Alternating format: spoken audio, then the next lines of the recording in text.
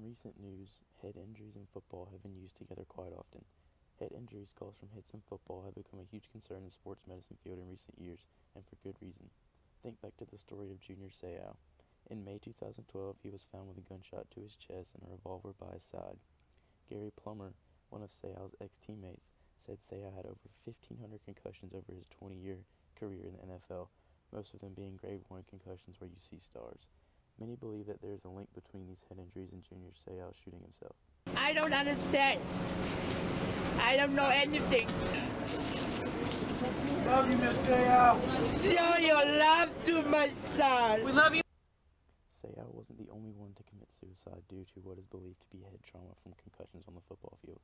Just 2 weeks before Seau, Ray Easterling, a safety for the Atlanta Falcons in the 1970s and a plaintiff in a high-profile lawsuit against the NFL over its handling of concussion-related injuries, died in April 2012 of a self-inflicted gunshot wound. A year earlier, in February 2011, former Chicago Bears star Dave Duerson shot himself in the chest, saying in a note that he wanted his brain donated to the study of football head injuries. Now, there is no coincidence between these incidents. Obviously, these concussions caused from football have something to do with these former NFL stars committing suicide. If I were a parent of a child who played football, I would not want to have to go through what Junior Seau's mother and family had to endure. As a fan and former player of football, I know and realize that every person who plays this sport knows the risk of the injuries. In no way am I trying to stop football, but I believe that children under a certain age should not be allowed to play contact football. In an article by Mark Hyman of Time.com, New England Patriots quarterback Tom Brady is discussed. According to the article, Brady's parents never let him play organized contact football until he was a freshman in high school. His parents were worried about Brady getting hurt, from broken arms and legs to things even worse, such as head injuries. According to Hyman, a child's head by the age of 4 is 90% the size of his or her head that it will be when they're an adult, but their neck is much smaller. This can cause even more force to the brain when hitting the head.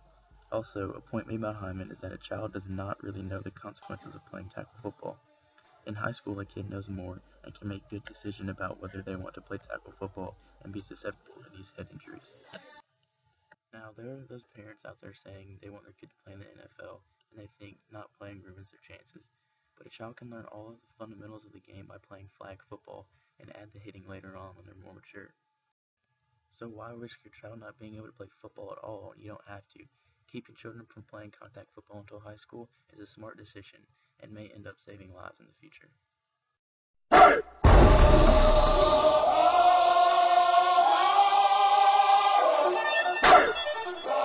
Here comes the,